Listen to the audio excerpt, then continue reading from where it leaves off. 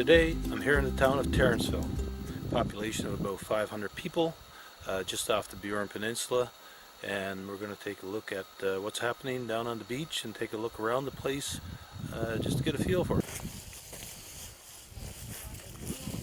How are we doing for numbers? I've got 962. She's got 600, I think. So Oh, okay. we're only this far. Okay. And there's still lots there, Yeah.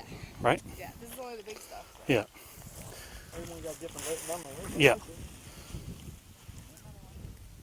So, Goes under pots, down in pots. yeah, so this is important because it has a tracking number, an identifiable number. They can kind of trace it back to where it's coming from in a general sense. I don't think they can get an exact, but they're trying to.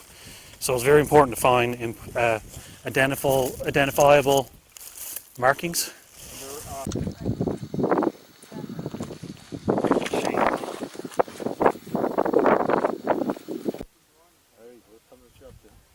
Oh, okay. So we're on the Terrenceville Meadow Beach, doing beach cleanup.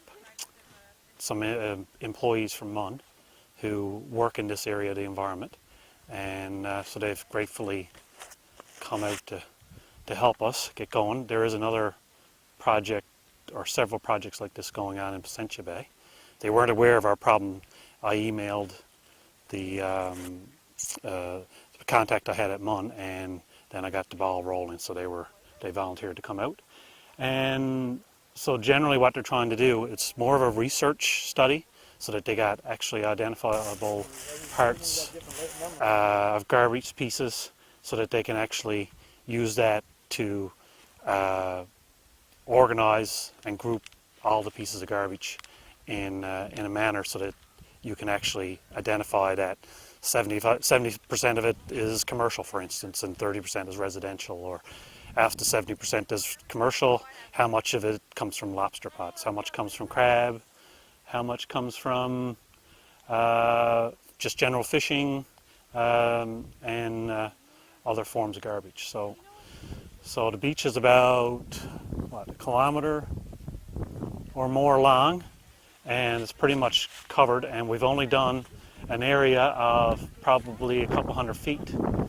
and we already have 1,500 pieces of garbage. They're mainly tabulating all the data that we collect, the data being the pieces of garbage, and organizing it and logging it into an app they have called a Marine Debris Tracker. So apparently this is being used all over the world, and people of all different sorts and types are kind of pooling together and doing beach cleanups. They're hoping if they can track the currents and all that sort of stuff, but this is what they're working on. And once you got numbers, then you can take it to the specific groups that are responsible for the types of garbage that we find, and put some pressure on them to either help us or be responsible for it, or help with cleanups, provide funding from government maybe to fund an ongoing long-term solution to this problem. So this is only a short-term solution, cleaning up, but what we need to do is find out where it's coming from, and probably ultimately reduce the use of plastic in the world generally, right? We had a storm a couple weeks ago, and this beach would actually look like plastic, and a lot of the garbage now is actually covered underneath our feet here. Yeah, so if you pick up like this piece of garbage right here, you're digging into it now, right? Because it's all covered up. So that was all in pieces, and worse again. So. Do you find this beach any worse than any other ones you've done? We're finding the same stuff, and it's more of it. More of it? But the closest, I think, that we've seen to this is probably Arnold's Cove and St. Bride's. They were pretty close on the first day we were there.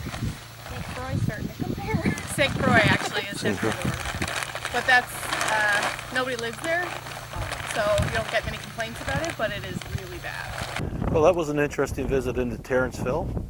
Great to see concerned citizens like Jim Hickey engage people like Memorial University.